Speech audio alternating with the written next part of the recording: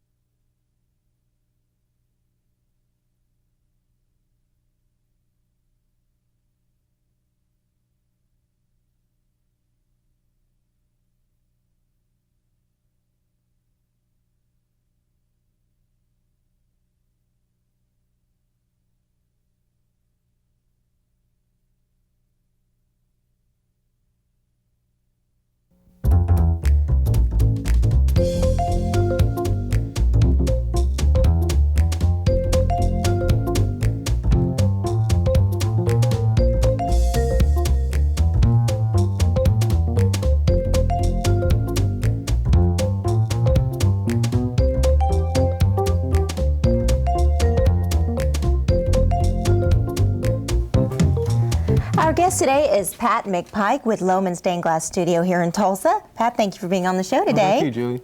What have we got here? We've got a bunch of stuff to work with marbles, right? Yes, this is called lampworking, which is basically bead making and the marble making. Now, is that what you're called as a lamp worker? Yes. Okay. Now, how did you get involved in this? Well, actually, it's about 3 years ago. I'm in the Stained Glass Guild of Oklahoma, and a friend of mine had mentioned something about the guild was giving a bead class, and I said, no, that's a sissy thing, didn't want to do that, and she talked me into doing it, and I've been kind of addicted to it ever since. You found out it takes a lot of hard work, right? It's you have to be a man to do it, don't you? Yeah, it's kind of a manly thing. Okay. This right here is a chain pull, which Ooh, I've put a base color of white down here, and then I've applied different colors. Oh, yeah. And then I've got it molten and took a pick, got it molten, took a pick, and then I combed the colors in there and then fire polished it. This is what I call my Latticino snake bead. This is a two-color Latticino that I take glass and two colors of glass, and then I twist the glass and stretch it. Is that what Latticino means? Okay. Okay, and then I've kind of manipulated around and wrapped it around a bead and made it look like a snake, even with the little tongue there. This is a marble. This was kind of a little fun experiment here. I put balls of 3 different colors in there, basically 3 smaller marbles inside the big marble right here, and that's kind of a unique little. Now, is that hard to do? Very hard to do, because in the torch you're working with molten glass, and these are small. And to get molten glass on top of these and keep it from distorting is very difficult to do. Oh, it takes a lot of practice. Yeah. This is an advanced technique. Okay, and another thing right here, which I'm real proud of. I love this. This is what I call my Latticino heart, and I twist the colors together and pull a nice thin rod. Then I make the heart and put it around that, and then I make this little heart.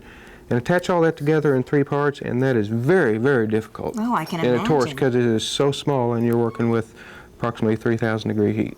My goodness. How long does it take you to do it? That right there takes as long as a marble, about 45 minutes to an hour. Oh, now see, I would think it would take longer than that. It looks easy, but it's not. Yeah. It's not easy at all. And this is my favorite marble right here. This is where I've taken a different color glass rod, and I've made a small marble in the center, and then I've clear coated it, and then I've put stringers on top of that, and then clear coated the stringers, and then I got this all molten and then twisted it. You know, and this is beginning lampworking right here. You start out with your simple beads, and then you work your way on up into more technical beadwork. Ooh, I like these. Okay, Julie, are you ready to make a bead here? I'm ready. All right, Let's go. what I'm going to do here, I'm going to fire up, then I'm going to introduce the oxygen. Okay. Oh, get the pretty blue color then, huh? Yes, and I want my tip to have just right, but if there's a yellow tip to it, that's too much propane, and if it starts to hiss as too much oxygen, so right in between there is a fine line. That's about where I want it. Okay. I've got a stainless steel rod, which we're going to call a mandrel to put the bead on. All right. Okay, and I have this flame dry release, which is what we will stick this in to keep the bead from the glass from sticking to the mandrel. Oh, okay. So I'm going to get this, I'm going to heat this up until it just starts to glow red, and I've got my bead release the right temperature. Okay. So I've got these rods in here heated up in the hot pot right here. Okay, what color is this? Like a lavender this almost, is isn't it? a rose, a dark rose or lavender, yeah. Okay. All right. The glass is heated up to probably a couple of hundred degrees right here on this end. So what I'm going to do, I'm going to bring the glass down kind of slow, like this right here, and let it warm up. Because if I bring it down too quick, like that right there, well, now it's not going to do it. It'll thermal shock and just bust into. Did you hear that click? Ooh, yeah. Okay, it broke, but that's all right. Another way of doing it is like this right here, which heats you up a range of the glass. And what type of glass are you using? This glass is Moretti. It's made in Italy. It's one of the oldest glasses in the world. It's one of the most difficult glasses to work with too. The expansion rate of this glass is the highest of any glass in the world, but it's a high quality glass. Okay. Any time out of the heat and this glass will bust. It's real touchy. You have to work quick. Okay, so what I'm going to do, I'm getting this rod hot, molten on the end, and then I'm going to touch it, just touch it and rotate and let the rod pull it off of there, and I hold it 90 degrees to the rod. Okay, right there, and I try to get it on there evenly, which sometimes it's not so evenly. Anyway, and then we'll just make a small bead right here, and Okay. I'm going to heat this up, and turning and using my gravity, I'm going to make a nice even bead out of that mess I just put on there. Now, see, I don't see a mess. now? I know you do, but Now see, it's glowing now. I'm watching the speed of which the glass is moving, and I'm turning it, trying to keep up with it, and try to come out with a nice even bead all the way around. If it's not perfectly even when it's cooled, I can just put it right back in there, keep it spinning until it starts to turn back to its color.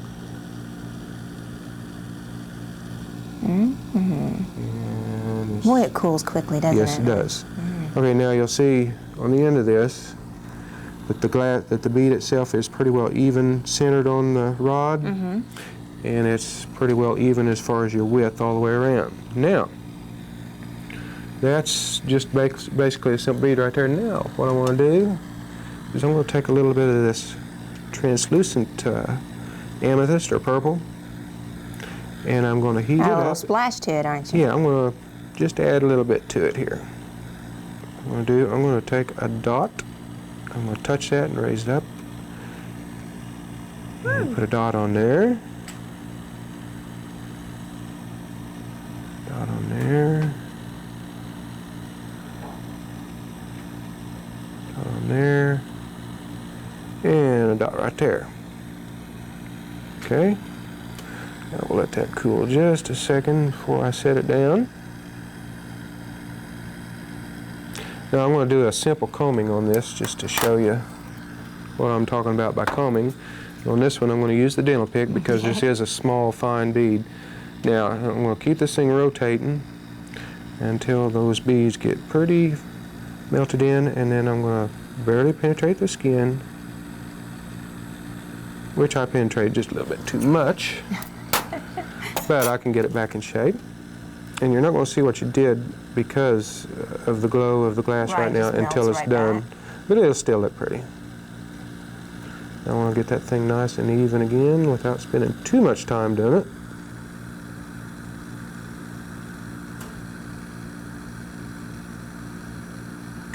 And once again, I'm holding it level and I'm keeping the rod turning at all times. Now, one of the setbacks to Moretti glass is you don't have much time to look at it once it's cooled down enough. So once that red glow is out, I've got to get that thing into the heat. If it's glowing red, when I put it in there, the vermiculite, the substance I'm using with the heat right here to keep it warm, will stick to the glass. Okay, that's what this is in? Yes. It's keeping all this This is a warm. skillet. Okay. turned up full temperature, which is 460 degrees on this one, with vermiculite in here to insulate it and keep it warm.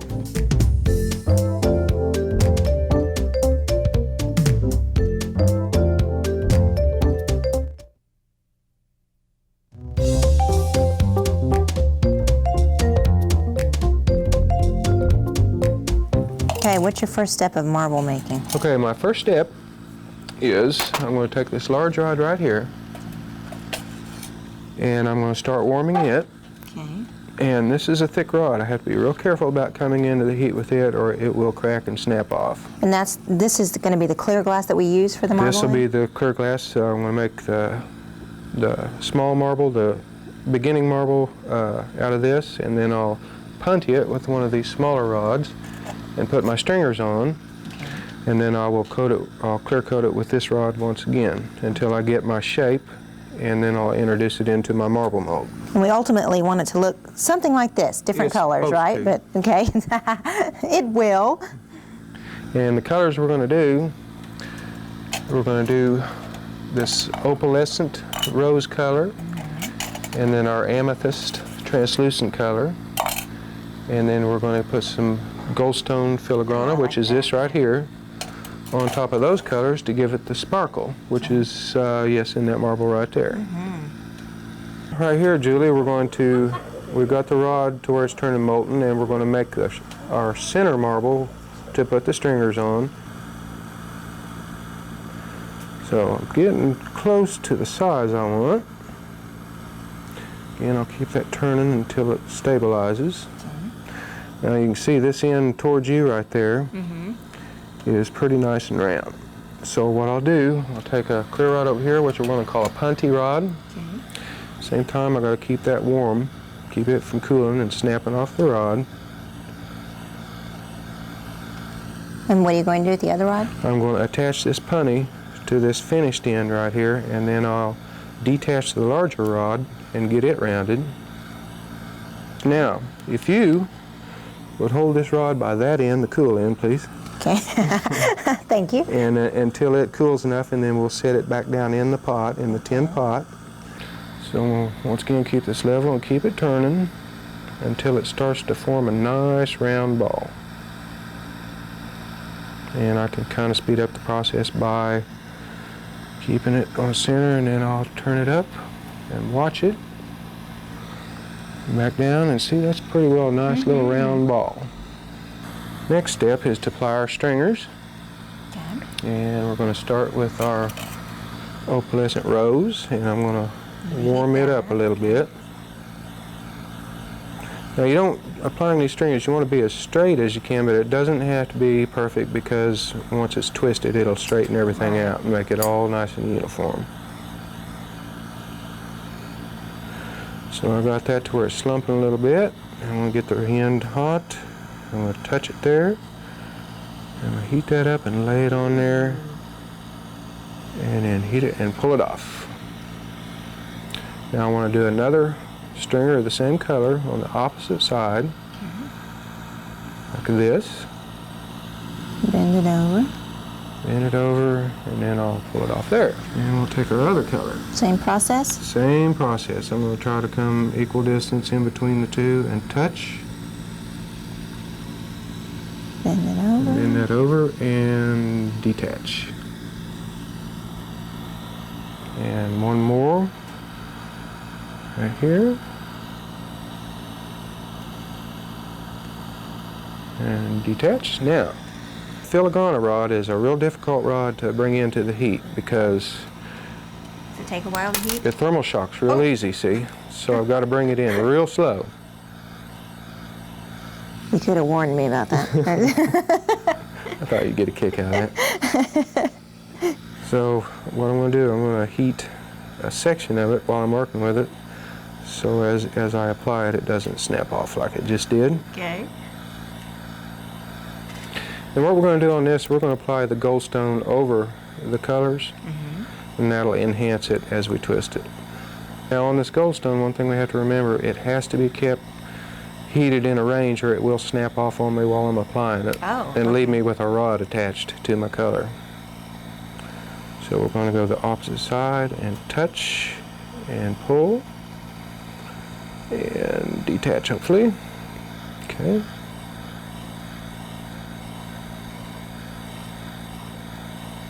So why is the gold, why is it more difficult to work with than the others? Well, it's a goldstone is a mineral or whatever, I don't know what it is, but it's also inlaid inside this glass, which anytime you mix two glasses together, it's more difficult to bring into the flame.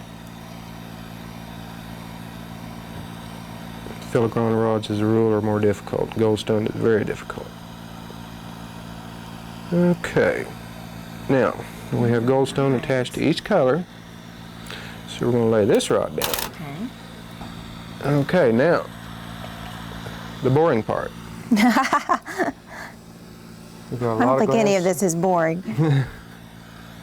Now, when I get a good ball gathered on here, I'm going to ask you to pick up the large bead press and smash it for me. Okay. And if you would, when I get ready for this, I would like you to come around to the other side of me. All right. Because that way I have more control. It's kind of hard to go like this. Right. Well, you just tell me when. Okay. Well, it'll be a couple of minutes. Okay.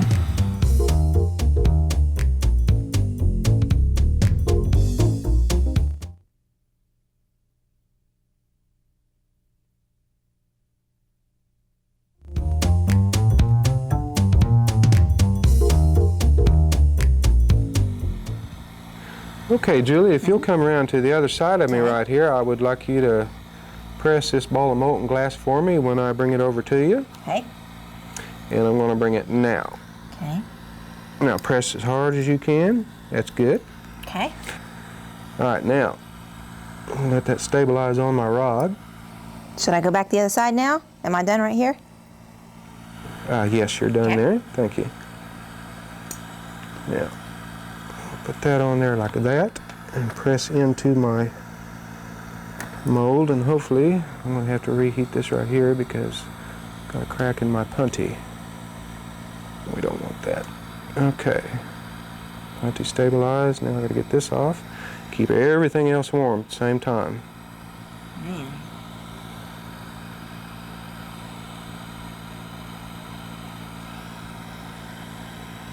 See, if I don't keep all this warm, if I forget concentrate on one thing, I'll lose the whole mess. Right. Now, if it'll just come off of there. I'm pressing that down in there to get a good form on there. At the same time, let's keep everything nice and warm so we don't crack off. Now, once I get this end right here nice and shaped and everything, I'm going to re-punty and do my other side. Okay, and I've got a good attachment, so I'm going to unattach this punty. Same time keeping it spinning. Okay, Julie, if you will hold that upside down without burning yourself there. Now, putting the rest of my glass on this other end, I'm going to do it by what we call a drip method. I'm going to get the rod molten and drip it on as fast as I can while it's good and molten to keep the least amount of air out of it, which I'll probably get a little area in it anyway. And I'll examine the marble and look for spots to where I didn't get it in, like there's one spot right there, and I'll get me a good little molten drip and fill that one in. Now, I'm not worried about how neat I am right now as far as evenness on this, because I am going to form and spin this marble, which will change the shape anyway. Now, I'm going to check my size of my glass in here on my mold. It looks like I've got a pretty good size on this thing. It doesn't have to fit exactly. I want it pretty close because, like I say, when I attach a punty to both ends, it'll soak up some of the punty rods into it, and I'll have to pull glass off anyway. But that is well within reason on my size. And see, I've got this rod right here, this punty rod attached in the center of all my stringers, and I want to do the same on the other side. That way, when I spin the marble, I'll get the most even spin, even twist in it. We hope. And what our audience is seeing right now is everything you've done is by hand. Everything is by hand. These are all handmade, nothing by machine or anything. These are handmade marbles. Takes a lot of time, a lot of experience to do these, and it's real rewarding if you can live through the first one. Okay, I've got punnies on both ends. Now I'm going to concentrate on the center marble and just kind of slowly turn this thing, and as I do, you'll see these end punnies starting to absorb in there because the marble is so hot. But that's fine. And it looks like I'm going to be hot enough about right now. So I'm going to take it out. And the punny rods will cool off sooner than the marble because they're smaller. Right. So I should still be able to get my twist. Can you see the... Oh, yeah. See it starting to twist? Oh, wow. Now if it starts getting off shape right there, I'll stick it back in the heat. Heat it up again. I don't want it to get too many of those ridges like that right there on there. I'll get it all good and molten again.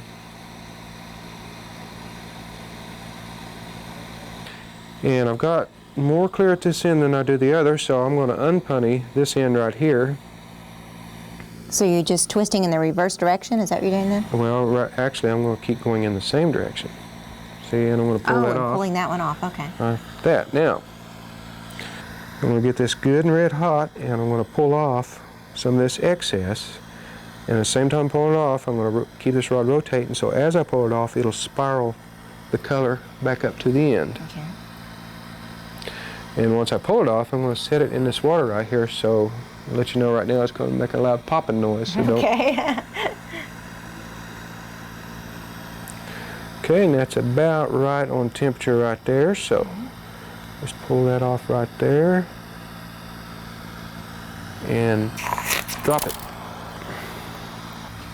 Okay, now I want to try to use gravity and slump that thing back down a little bit. I can use my marble mold to slump that back down, but if I do, it's going to kind of deform my end, and I want to try to keep my end as true as what I got as possible. See how pretty that spiral is? See your goldstone shining through in there? That's great. And we're looking good. Okay, now I'm going to finish shaping this with the mold. Once again, I'll put it up here to preheat it just a little bit. And by shaping this end, it'll tell me how much glass I'll need to pull off the other end or add. Okay, and I'm going to hold my mold down and let the glass slump down into it. Kind of press it down in there a little bit. I want to fill that mold up. About like so. Yeah. See? Now, see how it's kind of a hazy look right here? That's because the mold is colder than the glass, but we'll put it back in here and we'll fire polish it just a little bit, and it'll become nice and crystalline. I'm going to re-punny. It's the same steps. Same steps, right? just over and over and over until you get your perfect shape, and your last punny will be when the marble is exactly what you want, and then we'll take it off. Okay, and once again, I'm going to go for the center. Like that, and I'm going to make sure I have a good attachment, not pressing in too much glass and not pulling off too much because I want a good strong punny. Right. And that looks good right there. So now, let's melt off this right here, and it looks like we might be a little shy, so I'm going to leave just a little bit of this punny rod on here to fill in that gap. And there we go, and once again, if you will Hold the rod, I can do that. Okay. That is beautiful. I've become quite good at doing this. Yes, yeah. you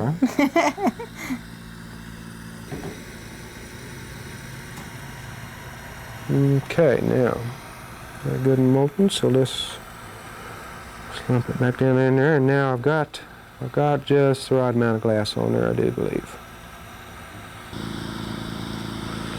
Okay, I'm fire polishing out the marks left by the mold the last time, and I'm going to look at it, and we have a nice, beautiful shape. Nice, consistently round marble, and look at the color, and that is beautiful. Okay, now, what I'm going to do, I'm going to detach this, and hopefully my torch will not fall off. I'm going to turn my torch down, right there, get my tongs ready, heat them up just a little bit so it doesn't become a shock, get that out of the way. Okay, testing, and it sounds good. So, Julie, if you'll step over on the other side of me here and just take a hold of that rod. This take a hold rod, of the yeah, rod. you just hold it.